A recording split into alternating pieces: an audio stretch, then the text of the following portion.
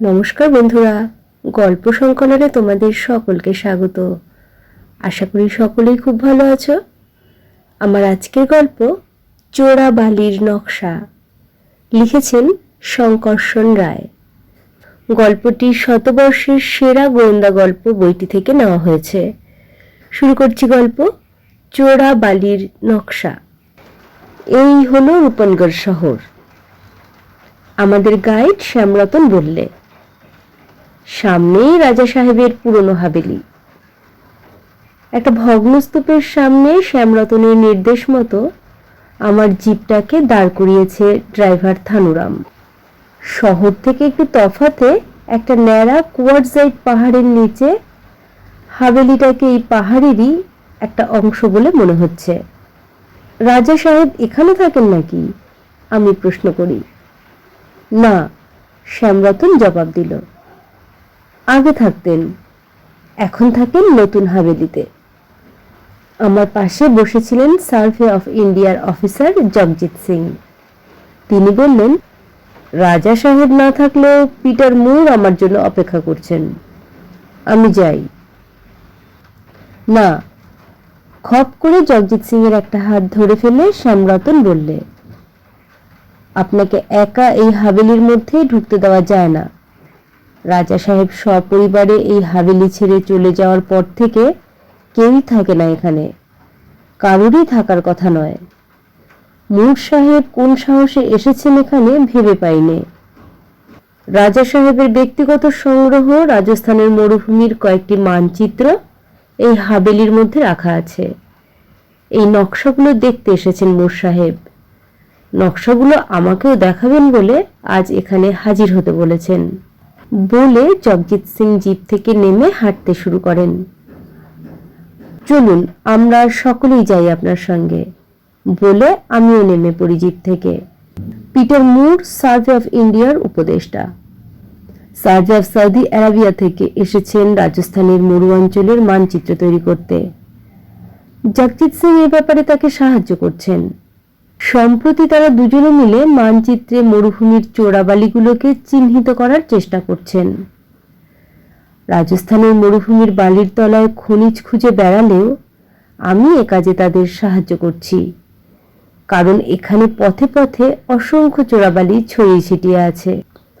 হাভেলিটা রয়েছে শহর থেকে একটু তফাতে। রূপনগড় আসলে রূপনগর। এই রূপনগরের রাজকুমারী চঞ্চল কুমারীর কথাই বঙ্কিমচন্দ্রের রাজসিংহ উপন্যাসে রয়েছে। নামই রূপনগর, আসলে কুরূপনগর। এমন বিশ্রী শহর আর কোথাও দেখিনি। পাথরের বাড়িগুলো খুবই ঘিঞ্জিভাবে জড়াজড়ি করে দাঁড়িয়ে আছে। একটা বাড়ি থেকে অন্য বাড়িতে তফাৎ করা যাচ্ছে না। শুধু এই হাভেলিটাই স্বতন্ত্র। একদিকে পাহাড় ও তিন দিকে বালি। এই বালি বালিয়াড়ির আকারের এই হাভেলিকে পাঁচিলের মতো ঘিরে ফেলেছে। দুর্গের পাঁচিলের মতো এই বালিয়াড়ির মধ্যে কোথাও কোনো ফাঁক নেই, যার মধ্যে দিয়ে ভেতরে ঢোকা যায়। শ্যামরতন গজর গজর করতে করতে বলল, মুর সাহেব অদ্ভুত লোক তো। এমন একটা জায়গায় আপনাকে তার সঙ্গে দেখা করতে বলেছেন যেখানে জন্তু জানোয়ারও ঢুকতে পারবে না। এই বালিয়াড়িটি নিয়ে হাভেলির মধ্যে ঢোকা কি সোজা কথা? বালির রাজত্বে জগজিৎ সিং ও আমি দুজনেই কাজ করছি। কাজেই এই বালিয়াড়ি পেরিয়ে যাওয়াটা আমাদের পক্ষে এমন কিছু কঠিন কাজ নয়। মোটামুটি হাভেলির সামনের দিক কোনটা তা ঠিক করে নিয়ে আমরা বালিয়াড়ি ডিঙিয়ে যেতে উদ্যত হই। এক পা এক পা করে বালিয়াড়ির দিকে আমরা এগিয়ে যাচ্ছি। এমন সময় জগজিৎ সিং আমার হাত ধরে বললেন, যাবেন না ভাই সাহেব, এই বালিয়াড়ি চোরাবালি। কি করে বুঝলেন? আমি প্রশ্ন করি। বালির চেহারা দেখে। কিন্তু প্রশ্ন হচ্ছে, মুর সাহেব এই চোরাবালি ডিঙিয়ে হাভেলির মধ্যে ঢুকলেন কি করে? বোধহয় ঢোকেননি। এই চোরাবালি ডিঙিয়ে ভেতরে ঢোকা কি সম্ভব? কিন্তু গত দুদিন ধরে তিনি এই হাভেলির মধ্যেই আছেন। হাভেলির মধ্যে অনেক পুরনো নকশা ও মানচিত্র পেয়েছেন। সেগুলো পরীক্ষা করছেন। ওগুলো আমাকে দেখাবেন বলেই তিনি আমাকে যেতে বলেছেন ওখানে। অসম্ভব, শ্যামরতন বললে। এই বালিয়ারি যদি চোরাবালি হয়, তার ওপর দিয়ে যেতে মূর সাহেব যদি গিয়ে থাকেন, আমিও পারবো যেতে, জগজিৎ সিং বললেন। হয়তো এই বালিয়ারির সবটাই চোরাবালি নয়। এমন সময় ঘূর্ণিঝড় ওঠে। মরুভূমির বালি মাটি ছেড়ে আকাশে ওড়ে। আকাশ ও মাটির মাঝখানকার শূন্যস্থান বালি দিয়ে ভরে যায়। খানিকক্ষণ বাদে ঝড় থামে। বালি থিতিয়ে পড়ে, কিন্তু জগজিৎ সিংকে দেখতে পাই না। কোথায় সিংজি? আমি উত্তেজিত স্বরে বলি। ঝড়ে উড়ে গেলেন না উবে গেলেন? দেখছেন তো স্যার, কিরকম একটা সাংঘাতিক ব্যাপার ঘটে গেল, আর্ত স্বরে বলে উঠল শ্যামরতন। মনে হচ্ছে হাবেলির মধ্যে থেকে কেউ এসে ওকে হাবেলির মধ্যে টেনে নিয়ে গেছে। তাহলে চলো হাবেলির মধ্যে ঢুকে ওকে উদ্ধার করার চেষ্টা করি আমরা, আমি বললাম। আপনার কি মাথা খারাপ হয়েছে? চোরাবালি ডিঙিয়ে হাবেলির মধ্যে ঢোকার কথা ভাবছেন কি করে? সিংজি তো ঢুকেছেন। চোরাবালি ডিঙিয়ে যেতে পারে এমন কেউ এসে সিংজিকে কাঁধে তুলে নিয়ে গিয়েছে বলে মনে হচ্ছে। তার পাল্লায় আমি পড়তে চাই না। বলতে বলতে হন হনিয়ে হাঁটতে শুরু করে শ্যামরতন। ও কি শ্যামরতন, চলে যাচ্ছ কেন? কাতর স্বরে বলে উঠলাম আমি। সিংজিকে উদ্ধার করার ব্যবস্থা করতে হবে না? আমাদের সাধ্য কি? সড়কের ওপরে দাঁড়িয়ে থাকা আমার জিপ লক্ষ্য করে হাঁটতে হাঁটতে শ্যামরতন বললে, যিনি ওকে নিয়ে গিয়েছেন তিনি ওকে ফেরত দিয়ে যাবেন। অজ্ঞতা শ্যামরতনকে অনুসরণ করে জিপে চেপে ফিরে এলাম আমাদের ক্যাম্পে। রূপনগর শহর থেকে একটু দূরে একটা বাগান বাড়ির বাগানের মধ্যে ক্যাম্প করে আছি আমরা। মরুভূমির মধ্যে ছোটখাটো মরুদ্যান এটা। বাগানে অজস্র গাছপালা, ফুল ফলের সমারোহ। একটা বাঁধানো কুয়ো আছে বাগানের মাঝখানে। তাতে কখনো জলের অভাব ঘটে না। এই তাঁবুর সামনে পাশাপাশি তাঁবু খাটিয়ে আছি আমি ও জগজিৎ সিং। পিটার মুর থাকেন সম্বরের বিশ্রাম গৃহে।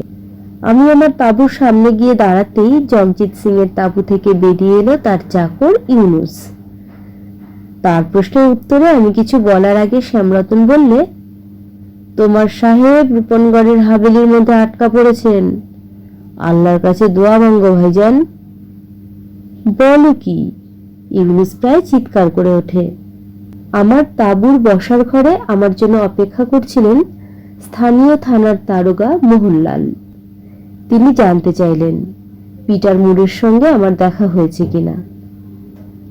আমার সঙ্গে দেখা হয়নি, আমি জবাব দিলাম। তবে আমার বন্ধু জগজিৎ সিং এর সঙ্গে দেখা করতে বলেছিলেন। কবে বলেছিলেন? মোহনলাল প্রশ্ন করেন। গতকাল জগজিৎ সিং এর সঙ্গে তার তাঁবুতে এসে দেখা করেছিলেন তিনি।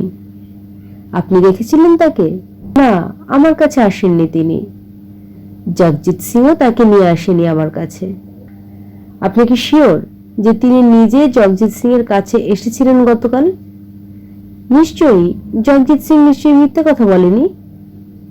কয়েক মুহূর্ত চুপ করে থেকে বিস্ফারিত চোখে আমার দিকে তাকিয়ে মোহনলাল বললেন, অথচ আমাদের কাছে রিপোর্ট এসেছে যে পিটার মুর 7 দিন আগে থেকে নিরুদ্দেশ। সম্বরের ডাকবাংলোর চৌকিদার আমাদের জানিয়েছে যে 7 দিন আগে ভোরবেলায় সেই যে ডাকবাংলো থেকে তিনি বেরিয়ে গিয়েছেন আর ফিরে আসেননি। এমন সময় জগজিৎ সিং এসে হাজির হলেন। নির্বাক বিস্ময়ে কয়েক মুহূর্ত তার মুখের দিকে তাকিয়ে থেকে আমি বললাম, হাভেলির মধ্যে ঢুকলেন কি করে সিংজি? ওখান থেকে বেরিয়ে এলেনই বা কি করে?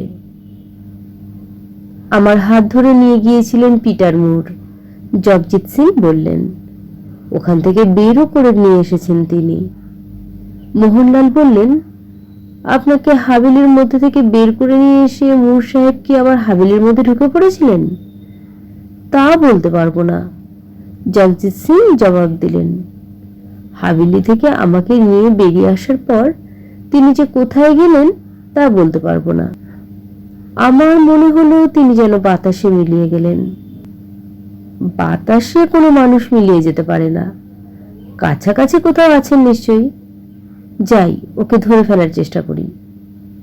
উনি যদি আবার হাভেলির মধ্যে ঢুকে গিয়ে থাকেন, ওকে ধরতে পারবেন না। জগজিৎ সিং বললেন, কারণ চোরাবালি ডিঙিয়ে হাভেলির মধ্যে ঢোকা কোনো মানুষের পক্ষেই সম্ভব নয়। হাভেলির চারপাশে এই চোরাবালিটা সত্যিই একটা আশ্চর্য ব্যাপার। আমি বললাম, এটা হলো কি করে? এটা হলো কি করে তা বোঝার চেষ্টা করছিলেন নূর সাহেব।